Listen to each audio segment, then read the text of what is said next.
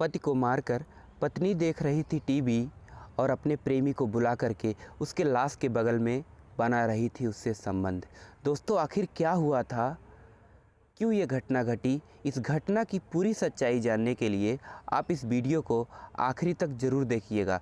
नमस्कार दोस्तों, मेरा नाम है इंद्रजीत और आप देख रहे हैं क्राइम कंटेंट। दोस्तों, अक्सर ऐसा होता है, अगर किसी की उम्र ज़्यादा हो जाती है, ओवर एज हो जाती है, तो उसकी शादी होने में काफ़ी दिक्कत परेशानियां होती हैं। और अगर उसकी शादी होती भी है तो वो बंदा अपने पत्नी का गुलाम हो जाता है। वो जो कहती है वही करता है। अगर वो कहती है ये खाना है तो वही खाना है, अगर वो कहती है ये पहनना है तो वही पहनना है, अगर वो कहती है धूप में खड़े रहना है तो धूप में भी खड़े रहना है। दोस्तों, ठीक ऐसा ही हुआ था इस घटना में।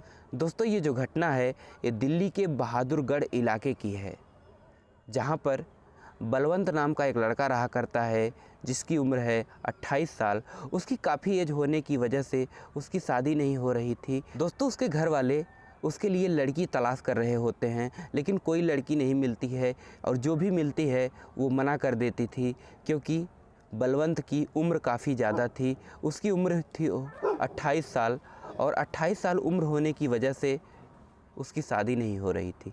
लेकिन नॉर्मल रिश्ते ना होने की वजह से उसको एक ऐसी लड़की देखी जाती है जिसका पति मर चुका होता है और वो देखने में तो काफ़ी खूबसूरत थी। तो उसके मम्मी पापा उसको लेकर के उस लड़की को देखने जाते हैं और उस लड़की का नाम होता है पूजा।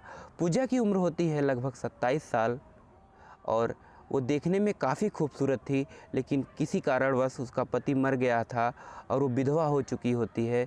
इस वजह से उसकी शादी बलवंत से करने के लिए उसके मम्मी पापा फैसला कर लेते हैं और बलवंत को भी वो लड़की पसंद आ जाती है और बलवंत कहता है कि अगर मैं शादी करूँगा तो इस लड़की से ही करूँगा।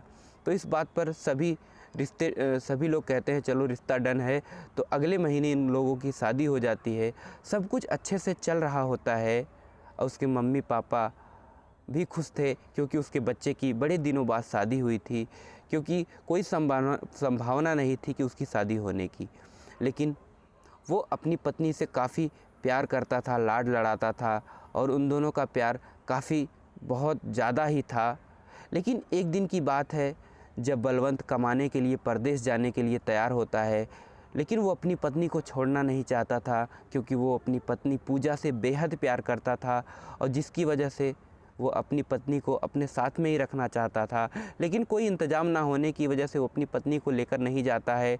लेकिन वो जब परदेश जाता है तो 1 महीने के अंदर सारी व्यवस्थाएं कर कर के वो आता है और अपनी पत्नी को लेकर जाता है और फ्लैट में रहता है। और उसको अच्छी खासी नौकरी थी और अच्छी खासी सैलरी थी, कोई समस्या नहीं थी, कोई परेशानी नहीं थी।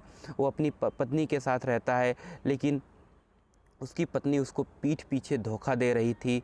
वो पड़ोस के एक लड़के से अपना प्रेम प्रसंग चलाने लगती है। उस लड़के का नाम होता है विशाल और विशाल की उम्र होती है 21 साल।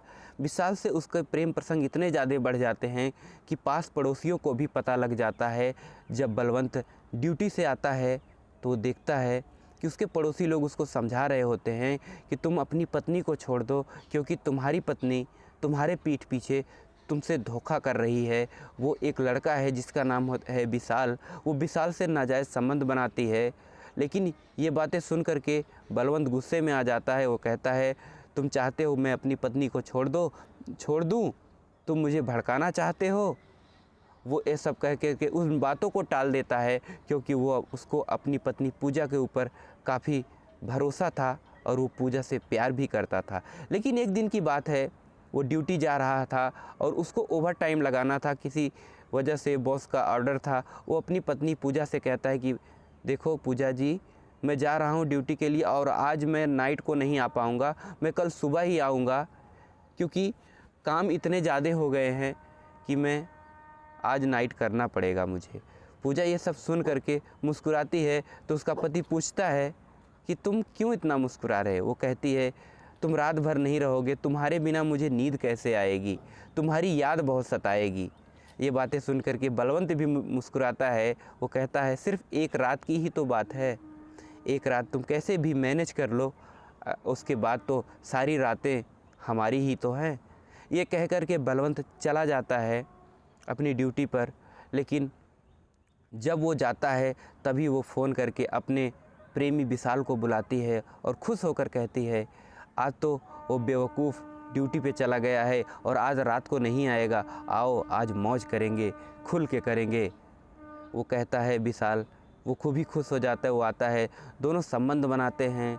और जब वो दोनों को नींद आ जाती है और वो ऐसे ही निर्वस्त्र होकर वो सो जाते हैं और सुबह कब हो जाती है कुछ पता नहीं चलता है।